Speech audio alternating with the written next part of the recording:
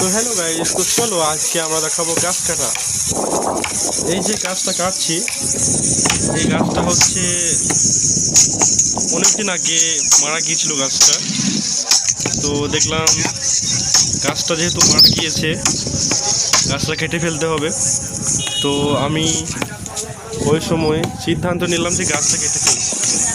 আমার যা শরীরটা এক্সারসাইজও করা হচ্ছে, তারপরে আবার গাছটা কাটা হচ্ছে, খুব ভালোই লাগছে। তো একটু হাঁপিয়ে গেলাম, তো একটু দম নেওয়া যাক। এবার তোমাদের আশেপাশে ভিউটা দেখাবো।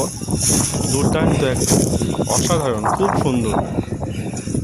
দেখতে থাকো খালি কেমন, ওফ দারুণ, সেই লাগছে। এটা হচ্ছে আমাদের ময়ূরাক্ষী নদীর বাঁধ। তোমরা নিশ্চয়ই নাম শুনেছো ময়ূরাক্ষী নদীর বাঁধের। আর এই যে গাছটা হলো মরা গাছটা, এইটা অনেকটাই লম্বা গাছটা। তো এই গাছটাই কাটলাম, দেখতে পাচ্ছ তোমরা বন্ধুরা। সূর্যটা দেখতে পাচ্ছ, সূর্যের ছোটাটা সেই লাগছে।